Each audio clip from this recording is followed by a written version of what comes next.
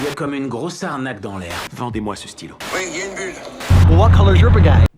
What's up guys, j'espère que vous allez bien. Ici Guillaume de la chaîne Parlons Cash pour faire une petite vidéo que j'ai intitulée The Apes Theory, la théorie des singes. Je vous explique ça dans un instant.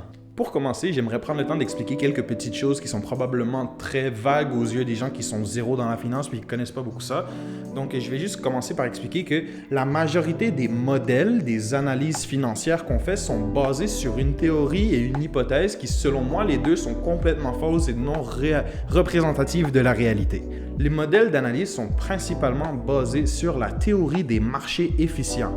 Qu'est-ce que ça veut dire, la théorie des marchés efficients? Ça veut dire que l'information disponible sur le marché est accessible à tous les acteurs, puis que tous les gens qui achètent ou qui vendent des titres qui agissent sur le marché financier savent la même chose au même moment. Ça veut donc dire que chaque prix d'entreprise d'action reflète la valeur intrinsèque de cette entreprise, parce que quand on fait l'analyse, on détermine si l'action est surévaluée ou sous-évaluée. Si elle est sous-évaluée, on l'achète. Si elle est surévaluée, on la short jusqu'à temps qu'on arrive au prix d'origine. Si tout le monde sur le marché fait ça, ça veut dire que les actions devraient le prix devrait refléter la valeur intrinsèque de l'entreprise. Ça veut aussi donc dire une allocation optimale des ressources. Ça veut dire mon argent, ma ressource financière, je vais l'utiliser à la bonne place au bon moment. Je ne vais pas me mettre à acheter quelque chose si sur le point de tomber par rapport à mon analyse, comme je ne vais pas le shorter si je m'attends à ce que ça monte. Donc, je vais prendre toutes les informations disponibles sur le marché, je vais en faire une analyse, puis de cette analyse, je vais prendre une décision d'acheter, de vendre, d'attendre, de prendre une option d'achat, une option de vente ou de vendre des options d'achat ou de vente. Tout ça, c'est basé sur l'hypothèse des acteurs rationnels qui, pour moi, ne fait aucun sens dans le monde moderne. Je vous explique pourquoi dans quelques instants. Dans les analyses de modèles, il y a la théorie que je préfère, qui est la théorie des marchés aléatoires. La théorie des marchés aléatoires, ce qu'elle dit en gros, c'est que le futur ne dépend pas du passé, mais du présent. Le passé a créé le présent a créé le futur. C'est pas parce que ça fait 6 mois qu'il y a quelque chose qui se passe que ça va continuer à se passer dans les 6 prochains mois. Les autres modèles, c'est un peu ça qu'ils disent. Ce qui se passait avant va continuer de se passer, alors qu'on sait que c'est pas forcément vrai. Quelque chose peut tomber puis se remettre à monter, ou quelque chose peut monter puis se mettre à descendre. Quand on parle d'informations sur le marché disponibles à tous, on parle principalement les indices de performance ou les bons du trésor, le taux sans risque, le S&P 500, l'indice de base, le bêta de l'entreprise. Sinon, on a aussi des modèles basés sur les revenus futurs comme les FCFF, les Free Cash Flow to Firm, donc l'argent qui reste dans les comptes de la firme une fois qu'elle a payé toutes ses dépenses, ces choses-là, combien il reste sur les futures années. Le modèle de Gordon qui est basé sur les dividendes qui vont être versés, les analyses de ratio, le price to earnings, le return on investment, le ratio de liquidité, actif-passif. Il y a plein d'informations comme ça qu'on va analyser puis qu'on va utiliser pour prendre nos décisions. La limite des analyses traditionnelles, selon moi, ils arrêtent de fonctionner quand on arrête de prendre l'information en considération. Il y a tellement d'informations sur le marché que c'est pas tout le monde qui peut avoir toute la même information. Déjà, on a Bloomberg et des compagnies comme ça qui font des rapports qui peuvent coûter à 500 000 $, 1 million de dollars pour avoir certaines informations, certaines données pour prendre nos décisions financières en fonction de ces données-là. Mais moi, si j'ai pas 500 000 à investir, j'ai certainement pas 500 000 à mettre un rapport pour avoir des données sur comment investir. Donc, il y a des acteurs qui ont des bien meilleures informations que d'autres acteurs. Est-ce que ça veut dire qu'ils sont avantagés? Dans un sens, oui, mais c'est pas sûr à 100%. Pourquoi je dis que l'hypothèse des acteurs rationnels ne fait aucun sens aujourd'hui à l'époque moderne? C'est parce qu'avant, mais si on se met en recul il y a 20, 30, 40 ans, le marché des actions, c'était le stock exchange, tout était physique. Si tu voulais acheter des actions, tu devais passer par un broker qui allait physiquement être dans la salle au New York Stock Exchange, au Montréal Stock Exchange, Toronto Stock TSX, whatever. Tu devais avoir un broker physiquement sur place qui allait faire les transactions pour toi. C'est pas n'importe qui pouvait juste prendre un téléphone puis acheter des actions n'importe quand. C'était beaucoup plus complexe. C'était comme réservé à une sorte d'élite intellectuelle financière qui pouvait interagir sur ce marché-là. Aujourd'hui, n'importe quel imbécile avec un téléphone peut télécharger une application puis se mettre à interagir, acheter et vendre sur les marchés. C'est pour ça qu'on peut pas dire que les acteurs sont rationnels aujourd'hui. Donc, puisque n'importe qui peut se mettre à acheter et vendre des titres, c'est là qu'on a vu l'arrivée des apes.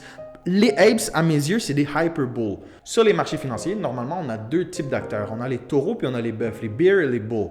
Les bulls, les taureaux, c'est ceux qui parient à la hausse, c'est ceux qui font monter les prix des actions, c'est ceux qui achètent, c'est ceux qui vont chercher des petites pépites qui sont prêtes à exploser. Puis tu as les bears. Les bears, c'est l'inverse, c'est ceux qui vont parier à la baisse, c'est ceux qui cherchent des grosses entreprises qui sont sur le point de s'écrouler pour en profiter puis parier à la baisse sur ces entreprises-là. Donc, c'est deux stratégies d'investissement complètement différentes. Les apes, pour moi, c'est des super bulls. Pourquoi? Parce que c'est très rare qu'un ape va short. C'est vraiment principalement basé sur de l'achat d'actions. Deuxièmement, ils font pratiquement aucune analyse fondamentale. Si toi, demain matin, tu télécharges une application puis tu te mets à acheter des actions, est-ce que tu penses que tu vas faire les mêmes analyses sur le stock que Bloomberg a fait ou que n'importe quel hedge fund a fait ou whatever?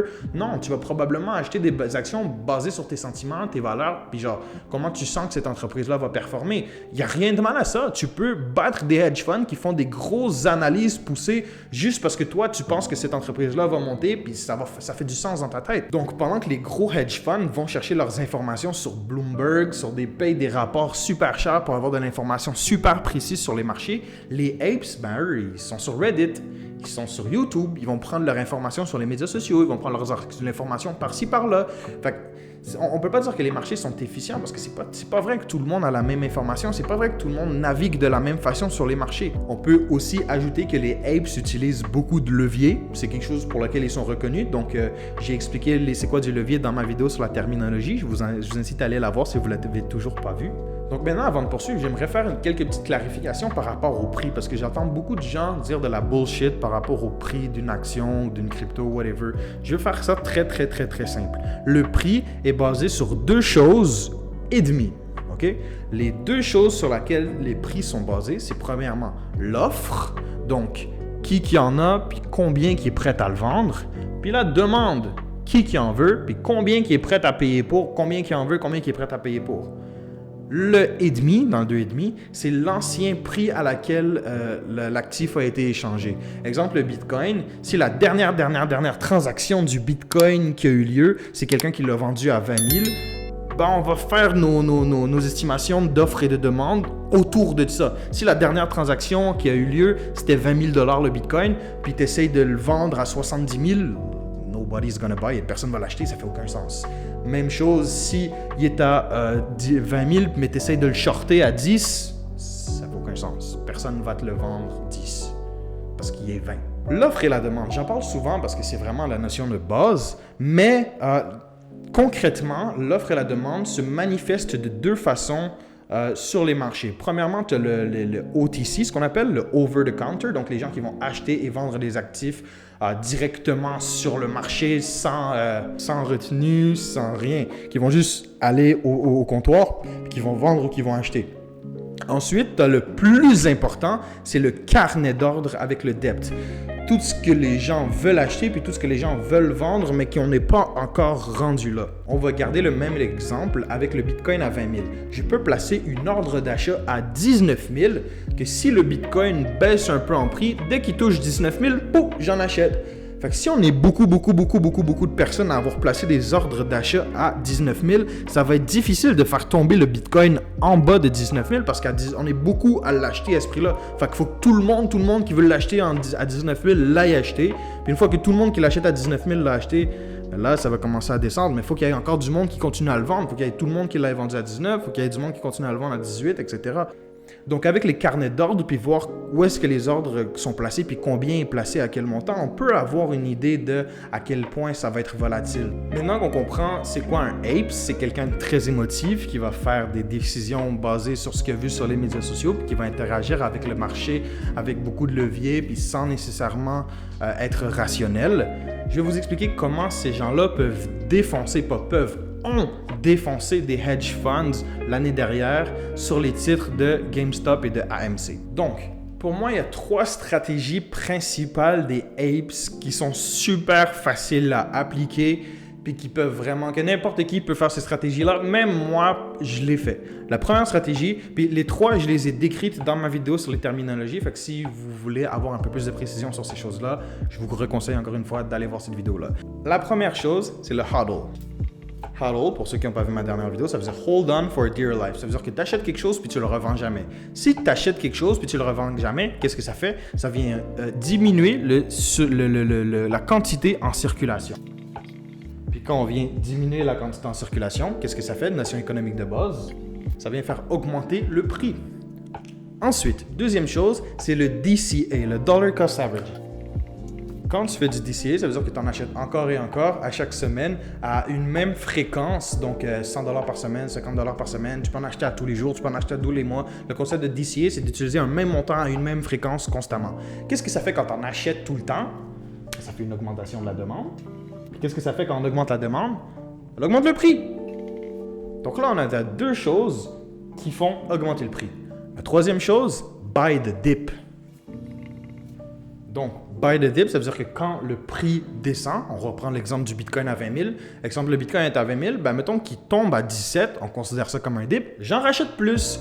Fait que, mettons que j'en rachète déjà pour 50$ par semaine, mais que là, il tombe à 17 000, ben je vais en racheter un extra 200$ juste pour en avoir plus, en accumuler plus, augmenter mon accumulation. Donc, ça va faire une augmentation de la demande encore, qui amène à une augmentation du prix. Donc là, on a trois choses qui font augmenter le prix. Si une seule personne le fait, ça change fucking rien sur les marchés. Mais, si 100 personnes, 1000 personnes, 10 000 personnes, 100 000 personnes, 1 million de personnes se mettent à faire ça, le prix va exploser. C'est pour ça que j'aime beaucoup le Bitcoin. Parce que le Bitcoin a une supply limitée. Il n'y en aura jamais plus de 21 millions. Fait que plus il y a du monde qui se met à hold, moins il y en a en circulation. Plus il y a du monde qui en achète, plus on en demande, puis moins il en reste en circulation parce qu'ils ne le revendent pas après. Puis à chaque fois que le prix descend un peu trop, on le rachète, puis ça refait monter le prix. Tout est fait pour que le prix ne puisse qu'augmenter. Ce qui ferait écrouler le prix, c'est qu'on vende en grosse quantité. Fait que le moment où les apes vont vouloir prendre des profits, vendre leurs actions puis prendre du cash, ou pas vendre leur crypto, c'est là qu'on va faire plus tomber le prix. Mais tant qu'il n'y a personne qui vend, le prix continue de monter. Donc là, on va parler de là où les singes se rencontrent. On va parler de Wall Street Bets puis de l'affaire GameStop et AMC. Cette stratégie-là, quand on couple ça avec un short squeeze, c'est quoi un short squeeze? Premièrement, on va vous expliquer c'est quoi un short. Parce que je pense pas que je l'ai déjà fait dans une vidéo. Un short, c'est l'inverse d'acheter. Quand j'achète une action, je te donne de l'argent, tu me donnes l'action. Enfin, quand je short, c'est comme si j'empruntais l'action, je te la vendais, je prenais ton argent, mais je vais être obligé de te la racheter dans X temps. Ça peut être un temps déterminé, comme ça peut être un perpétuel, que peu importe quand. Quand tu shorts, tu dois utiliser ce qu'on appelle une marge. Tu dois avoir de l'argent qui est mis en collatéral pour garantir ta position, que si jamais tu perds trop d'argent avec cette position-là, tu vas juste perdre ta marge, puis perdre de l'argent que tu as mis, puis tu vas avoir une liquidation. Tu vas être liquidé, comme on dit. Donc, comment est-ce qu'une bande de singes débiles peut appliquer ça, puis défoncer des hedge funds qui gèrent des milliards de dollars, puis qui ont accès à toute l'information que tu peux imaginer sur le marché? Pour l'histoire de GameStop, je vous conseille d'aller voir Keith Gill, K-E-I-T-H-G-I-L-L, je crois. C'est le gars qui a lancé le mouvement GameStop puis qui a lancé l'attaque contre les hedge funds. Si je peux résumer très rapidement comment ça s'est passé, il y avait des hedge funds pessimistes, donc des ours qui parient à la baisse, qui ont vu la compagnie GameStop. Dans les analyses qu'ils avaient, c'est qu'ils voyaient que les jeux physiques se vendaient de moins en moins d'année en année. Donc, ils se disaient, d'ici 5 ans, d'ici 10 ans, il n'y a plus personne qui va acheter des jeux physiques. Donc, cette compagnie-là qui vend des jeux physiques, elle va fermer, elle ne fera pas d'argent, whatever. Fait qu'on va parier à la baisse. Sauf que, est-ce que les gens vont vraiment arrêter d'acheter des jeux physiques? C'est ça que Keith Gill s'est posé comme question. Il a commencé à faire des recherches sur Internet, puis en tant que gamer, j'aime mieux acheter des jeux physiques que des jeux digitales. Pourquoi? Premièrement, je peux le revendre. Fait qu'il y a une valeur tangible. Si ton jeu que tu as téléchargé sur ta PlayStation 4 ou 5, qui n'a pas de CD ou whatever, tu ne peux pas vraiment le revendre ou quoi que ce soit. Fait qu'il y a une valeur derrière les jeux physiques que beaucoup de gamers considèrent encore. Fait que qu'est-ce qui est arrivé? C'est qu'il y a beaucoup de gamers qui ont voulu défendre aussi GameStop contre les shorts des hedge funds. Donc, il y a beaucoup de hedge funds qui ont shorté GameStop, qui pariaient à la baisse de GameStop. Je pense que l'action de GameStop au début du shortage était autour de comme 12 $. Puis si, exemple, l'action est 12 $, puis je fais un short, ça veut dire que tu me donnes 12 $ par action, puis moi, je te donne une action à chaque 12 $ que tu me donnes. Si le prix s'effondre à zéro, je n'ai pas besoin de te racheter ton action parce qu'elle ne vaut plus rien. L'action s'est effondrée, la compagnie a fait faillite. Fait que tous les 12 $ que tu m'as donné une fois le nombre d'actions, je le garde. Si le prix monte, il va à 24 $, ben moi, je dois te rembourser 24 $ par action que tu m'as donné 12 $ par action. Fait que je dois te donner 2 fois plus que ce que tu m'as donné. Fait que c'est ça qui est arrivé, qui était dangereux pour les hedge funds. Pour GameStop, ils se disaient plus personne n'achète de jeux physiques, cette compagnie-là va fermer, on va parier à la baisse, elle va faire faillite, on n'aura jamais besoin de fermer notre position, puis ça va être du pur profit. Yeah, right. AMC, ils se sont dit la même chose. Il n'y a plus personne qui va voir des films là. On a Netflix, on a Prime, on a Disney+, on a tout ce que tu veux. On a Crave, on a Crunchyroll, whatever. Plus personne qui va au cinéma. Fait qu'ils se sont mis à shorter AMC. Ended up, il y a encore des gens qui vont au cinéma. Ils ont décidé de défendre AMC et d'appliquer ces 3 stratégies-là. En gros, là, tu as juste plein de hedge funds qui ont parié beaucoup d'argent sur le fait que ça allait baisser. Sauf que le prix a monté à cause d'une bande de singes. Mais quand le prix monte, ça veut dire qu'il faut que tu rachètes ton short. Quand tu rachètes ton short, ben c'est de la demande. Fait que tu viens de créer de la demande. Fait que toutes les positions short qui se fermaient créaient de la demande, donc faisaient augmenter le prix. Donc, venaient liquider d'autres shorts. Donc, c'est ça un short squeeze. C'est là où ça va devenir un peu technique, OK? On va prendre des chiffres ronds pour être facile. Donc, le temps, le prix, on va dire qu'on commence à 10 $.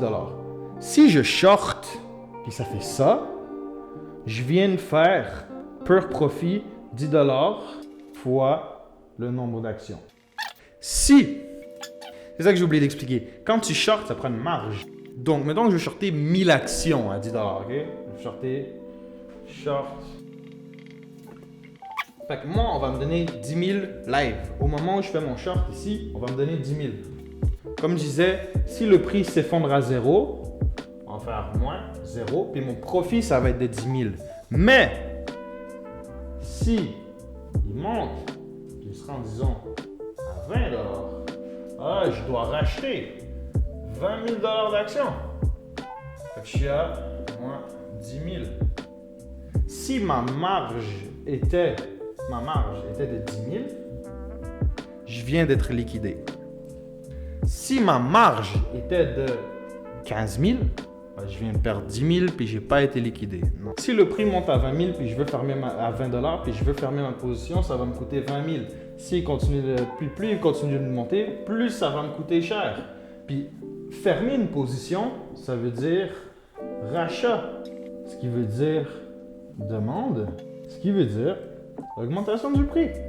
Donc, à chaque fois que un hedge fund, parce qu'il y avait beaucoup de hedge funds qui shortaient, à chaque fois qu'un hedge fund se faisait liquider ou juste décidait de fermer sa position puis de faire de rachat, ça créait de la demande, ce qui faisait augmenter le prix, ce qui faisait d'autres liquidations, ce qui faisait d'autres rachats, donc d'autres demandes, ce qui faisait monter le prix. Puis c'est pour ça que ça a fait un gros effet de domino, si on peut dire ça comme ça.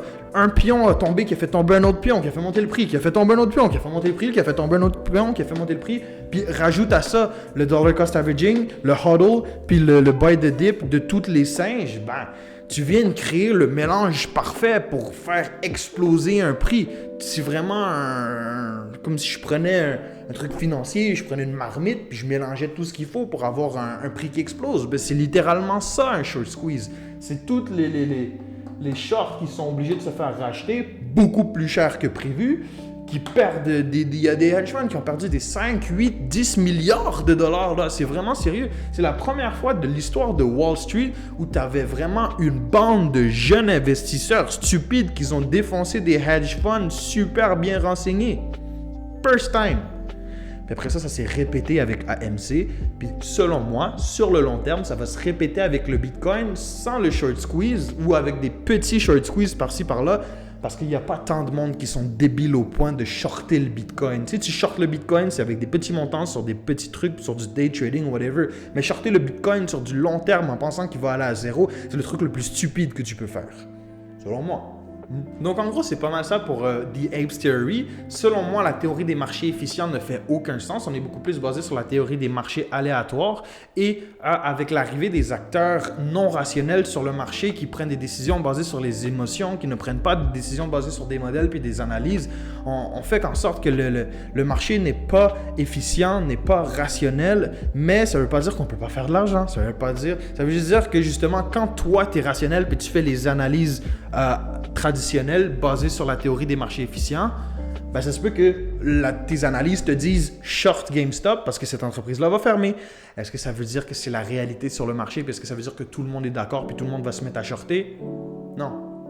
Aussi, on peut ajouter que les apes, c'est encore plus puissant qu'un taureau et qu'un bear sur le marché. Un paquet de apes réunis ensemble peuvent faire exploser le prix de n'importe quel actif. Tu sais, là, on a fait l'exemple de GameStop. On a parlé aussi du Bitcoin, mais ça peut être la même chose sur le marché immobilier. Et si tout le monde se met à acheter des maisons de façon stupide, sans regarder les prix, sans faire d'analyse, juste achète, un peu comme on a vu dans le début du COVID, ça va faire exploser les prix. C'est normal, c'est comme ça que les marchés fonctionnent. Offre, demande, cahier d'ordre, dernier prix. That's it.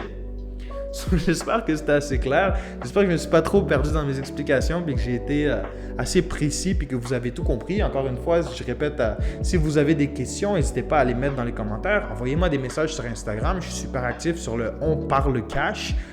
Puis je suis là pour répondre aux questions, pour vous aider à mieux comprendre. So, c'était tout pour moi, guys. Merci d'être resté jusqu'ici si vous avez écouté la vidéo au complet. Puis je vous dis à la semaine prochaine pour une autre vidéo. Ciao, guys. Il y a comme une grosse arnaque dans l'air. Vendez-moi ce stylo. Oui, il y a une bulle. Well, what color's your bag?